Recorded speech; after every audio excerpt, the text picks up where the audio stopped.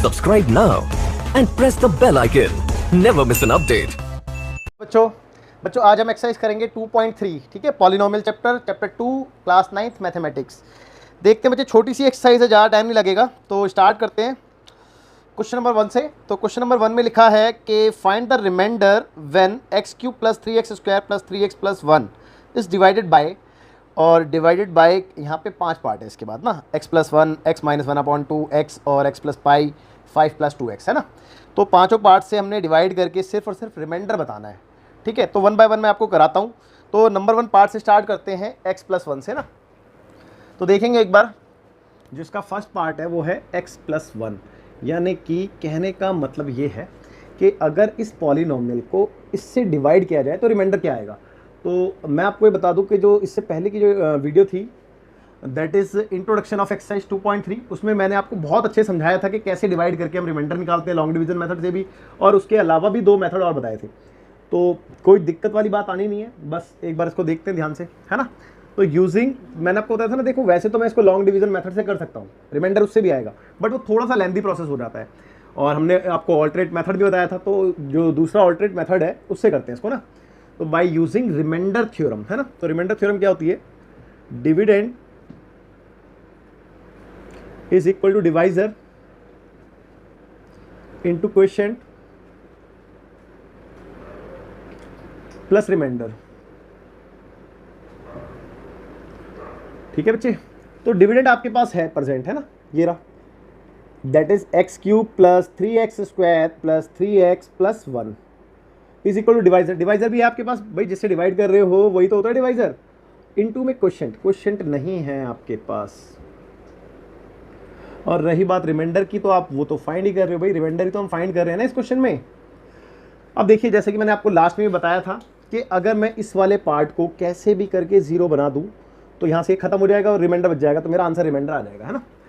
अब इस वाले पार्ट को 0 बनाने के लिए मेरे को यहाँ पे देखो ना, x की जगह -1 अगर मैं पुट कर दूंगा तो -1 + 1 0, 0 से इंटू होके पूरा का पूरा खत्म, ठीक है।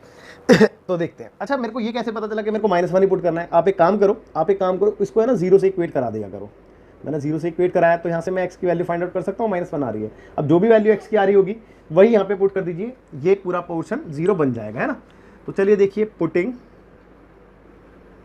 पुटिंग x इक्वल टू -1, ठीक है, बोथ साइड्स ऑफ इक्वेशंस, ठीक है। चलो लिख ही देता हूँ मैं, ऑफ इक्वेशंस, हाँ। तो -1 मैंने यहाँ पे पुट किया, +3 इंटू मैंने -1 पुट किया x की जगह, और फिर 3 इंटू -1, फिर ये +1 एज इट इज़। यहाँ पे -1 + 1 एज इट इज़, इंटू में क्वेश्चन था, प्लस में रिमाइंडर था, ठीक है बच्चे। तो देखो, -1 का क्यूब -1 होता है, -1 का स्क्वायर +1 होता है, +1 को 3 से इंटू करूँ तो 3 ही आएगा, पता है ना भैया। -1 का स्क्वायर भाई -1 इंटू -1 +1 होगा, +1 इंटू 3 करूँ तो 3 ही तो आएगा। और ये हो गया देखो -3, है ना, ये +1 हो गया। अच्छा, ये तो पूरा टका पूरा हो गया 0, में डायरेक्टली 0 लिख देता हूँ, तो 0 और प्लस में है रिमाइंडर, ठीक है। अब देखिए, ये +3 -3 ये तो कैंसिल, ये +1 -1 ये भी कैंसिल। इत्तेफाक से आपका जो रिमाइंडर आ रहा है वो क्या आ रहा है बच्चे, 0 ही आ रहा है ना। आपका रिमाइंडर कितना आ रहा है, 0 ही आ रहा है। तो देखते हैं इसके बाद इसका सेकंड पार्ट ना, एक बार नोट करिए आप। देखते हैं बेटा इसका ना सेकंड पार्ट, देखते हैं एक बार। तो सेकंड पार्ट में लिखा है x - 1/2। तो इस बार इसको इससे डिवाइड करना है। मैंने देखो ज़्यादा रफ नहीं किया है, क्योंकि बार बार लिखना पड़ता है इस वजह से, तो दैट्स इट, कोई दिक्कत नहीं। तो ये तो आपको पता है रिमाइंडर थ्योरम है। अब डिविडेंड आपका सेम ही रहने वाला था, तो इसलिए मैंने रफ नहीं किया। यहाँ पे आपका डिवाइजर आएगा, तो डिवाइजर चेंज है, तो बेटा मैं यहाँ पे चेंज कर देता हूँ। इस बार डिवाइजर क्या है, x - 1/2। बाकी क्वेश्चन रिमाइंडर सब कुछ सेम है। अब आपको पता है कि इसको 0 बनाना है, तो मेरे को x की जगह प्लस का 1/2 पुट करना पड़ेगा, है ना। प्लस का ही तो 1/2, देखो ना, आप इसको 0 से इक्वेट कराओगे, मैंने बताया था आपको। तो x की वैल्यू क्या आ रही है, 1/2 प्लस की तो आ रही है। तो अब आप इसको यहाँ पे पुट करोगे, तो मैं लिख दूँ यहाँ पे, putting x equal to 1/2 both sides of equation, है ना।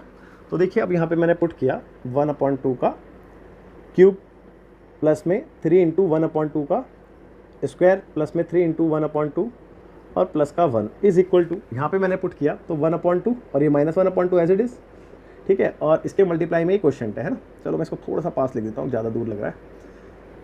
1/2 माइनस का 1/2, ठीक है।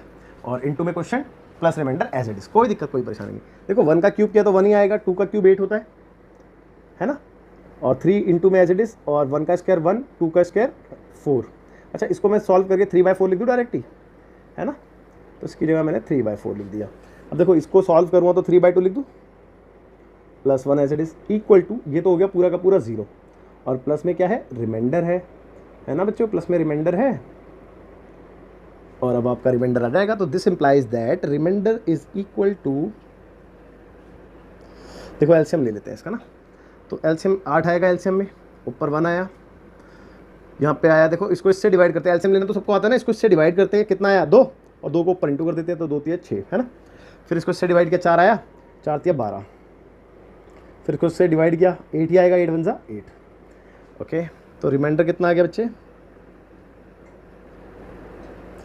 12 8 20, 20 और 7 27/8। चेक कर लो, यही आंसर होगा बेटा, चेक कर लो, ठीक है। तो बिल्कुल ठीक है, यही आंसर होगा डेफिनेटली, आप इसको नोट कीजिए। बढ़ते हैं फिर नेक्स्ट पार्ट की तरफ ना, हैं थर्ड पार्ट में एक्स से डिवाइड करना है इसको, तो डिविडेंड एज इट इज, यहाँ पे सिर्फ एक्स आ जाएगा, आप चेक कर सकते हैं भाई, डिवाइजर आपका इस बार एक्स ही तो है, तो मैं इसको रफ करके एक्स लिख देता हूँ, सिर्फ और सिर्फ x into quotient plus remainder. Okay, कोई दिक्कत नहीं, कोई परेशानी नहीं।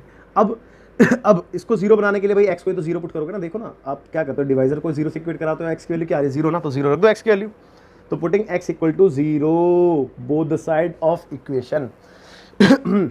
देखते हैं, तो 0 का क्यूब 3 इंटू 0 का square 3 into 0 plus 1 equal to में देखो यहाँ पे 0 तो पुट करोगे आप, तो इक्वल टू में 0 into quotient plus remainder as it is, तो भैया ये वाली टर्म तो खत्म हो जाएगी इस बार। तो 0 का क्यूब तो 0 होता है, और 0 का स्क्वायर 0, 0 को 3 से इंटू करूँगा तो भी 0 आएगा, इन दोनों को इंटू करूँगा तो भी 0 आएगा, यहाँ पे आ गया 1 इक्वल टू में ये खत्म, बराबर आ गया रिमाइंडर। तो बच्चे remainder is equal to, this implies that remainder, sorry मैंने गलत लिख दिया, रिमाइंडर इज इक्वल टू कितना आ रहा है बच्चे, चेक कर लो, 1 आ रहा है ना, बिल्कुल 1 ही आ रहा है, आप नोट कीजिए बच्चे। देखते हैं फोर्थ एंड फिफ्थ, और देखते हैं बच्चों फोर्थ पार्ट, यहाँ पे x प्लस पाई से डिवाइड करना है, बस दैट्स इट, इतना ही चेंज है फोर्थ पार्ट में। Dividend as it is, divisor की जगह x प्लस पाई लिख देते हैं यहाँ पे, है ना, तो x plus pi into quotient plus remainder. अब इसको 0 बनाने के लिए आप खुद चेक करो ना भैया, माइनस का पाई तो पुट करोगे, देखो ना इसको मैंने 0 से इक्वेट कराया, तो x की वैल्यू क्या आ रही है, माइनस पाई तो ना आ रही है, तो आप माइनस पाई पुट कर दीजिए, यहाँ पे 0 बन जाएगा भाई, माइनस पाई से प्लस पाई कटेगा नहीं कटेगा, चलो देखते हैं एक बार पुट करके। तो माइनस पाई का क्यूब हो गया ये, और ये प्लस का 3 इंटू माइनस पाई का स्क्वायर हो गया, और plus 3 into minus pi plus 1 is equal to, देखो ना x की जगह तो आ गया माइनस का पाई, और प्लस का पाई एज इट इज रहा, इंटू में quotient plus remainder as it is, ठीक है। तो भैया माइनस का पाई का क्यूब करूँ तो माइनस पाई क्यूब आएगा, अब ये तो हो गया प्लस का पाई का स्क्वायर, देखो ना माइनस के पाई को इंटू करूँगा माइनस के पाई से, तो पाई स्क्वायर आएगा प्लस का, तो प्लस का पाई स्क्वायर इंटू 3 हो जाएगा 3 पाई स्क्वायर, और ये भी हो गया माइनस का 3 पाई प्लस 1, और ये तो 0, डायरेक्टली लिख दो रिमाइंडर, यही आएगा, देखो इसके आगे कुछ हो भी नहीं सकता, तो यही आंसर है इसका ना, इसका रिमाइंडर यही है पूरा का पूरा, ठीक है बच्चे। तो देखते हैं फिफ्थ पार्ट ना एक बार, हाँ तो बेटा देखते हैं last part, that is fifth, ठीक है। यहाँ पे है 5 प्लस 2x, इस बार डिवाइजर 5 प्लस 2x है, और उसको इससे डिवाइड करके रिमाइंडर बताना है, कोई दिक्कत नहीं, एज इट इज डिविडेंड की जगह डिविडेंड की वैल्यू पुट कर दी, डिवाइजर की जगह डिवाइजर की वैल्यू है 5 प्लस 2x, है ना, इंटू क्वेश्चन प्लस रिमाइंडर। अब देखो ना इसको 0 बनाने के लिए आप क्या करोगे, देखो यहाँ पे थोड़ी सी समस्या आ सकती है बच्चों को, तो आप एक काम करो, वही करो ना जो मैंने बताया था आपको, आप अपने डिवाइजर को 0 से इक्वेट कराओ और x की वैल्यू फाइंड आउट कर लो। भाई देखिए 2x तो एज इट इज रहा, ठीक है, और ये 5 उधर जाके माइनस का हो गया, तो x की वैल्यू क्या आ रही है बेटा, -5/2 ही तो आ रही है ना, तो x की वैल्यू -5/2 इसमें सब्स्टिट्यूट कर देंगे बोथ साइड ऑफ इक्वेशन। तो देखिए -5/2 का होल क्यूब, है ना, प्लस 3 इंटू -5/2 का whole square plus 3 into -5/2 plus 1 equal to, देखो इक्वल टू यहाँ पे तो पुट करेंगे 5 प्लस 2 इंटू -5/2, यही तो आएगा, है ना, और into quotient plus remainder, that's it. अब देखो देखो देखो देखो भाई माइनस का क्यूब तो माइनस ही रहता है, और 5 का क्यूब 125, तो माइनस का 125, 2 का क्यूब 8 होता है, ठीक है, और ये माइनस का स्क्वायर प्लस हो जाएगा, बता चुका हूँ मैं आपको, 5 का स्क्वायर 25, 25 इंटू 3 करूँगा तो 75 आता है, और अपॉन में 2 का स्क्वायर 4 आ गया, प्लस माइनस माइनस का 5 3 जा 15/2 आएगा और plus 1 as it is equal to, ध्यान दे 2 से 2 कट गया भाई, यहाँ पे क्या बचा -5 + 5 0 हो गया, 0 इंटू क्वेश्चन 0, खाली रिमाइंडर आ गया तो 0 प्लस रिमाइंडर लिख दूँ।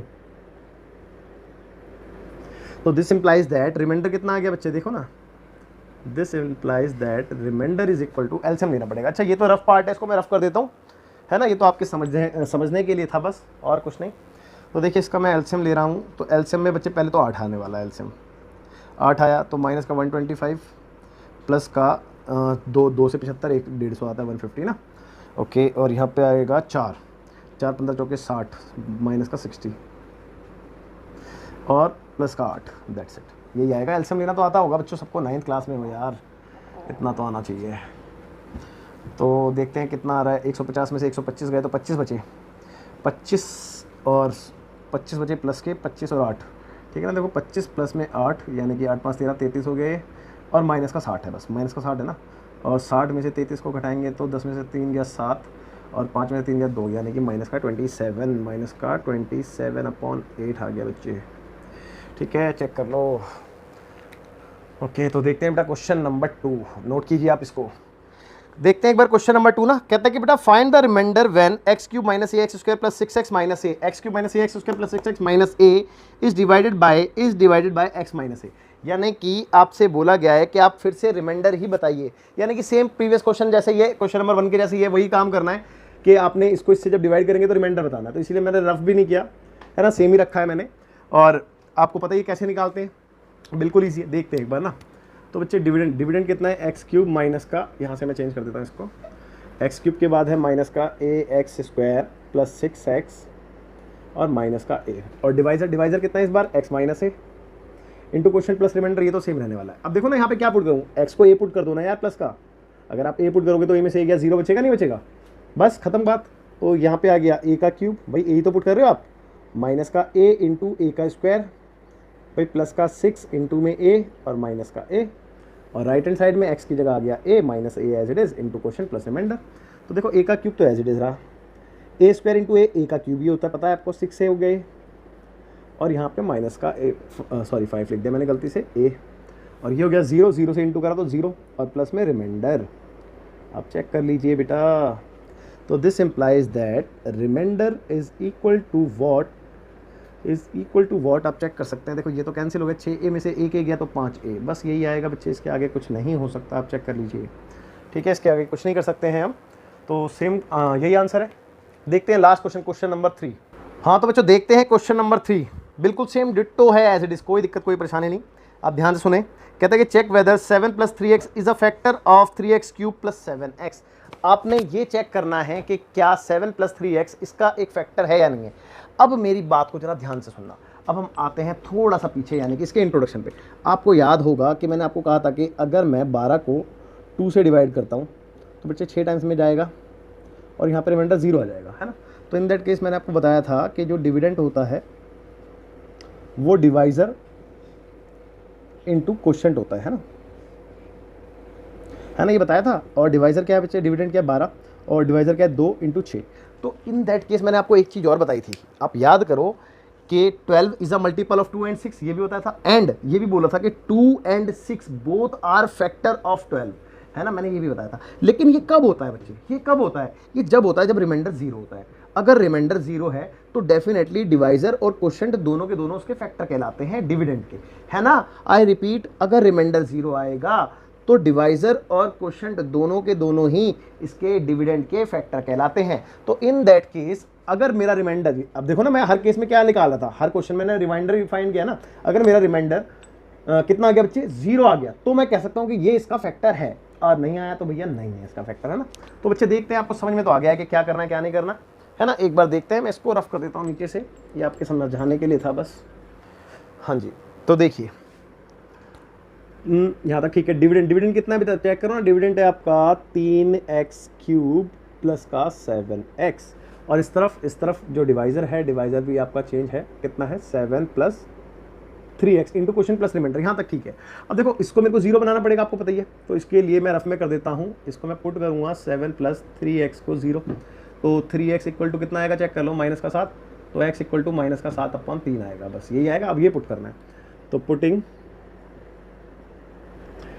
x इक्वल टू माइनस का 7/3, ठीक है, बोथ साइड ऑफ इक्वेशन, है ना।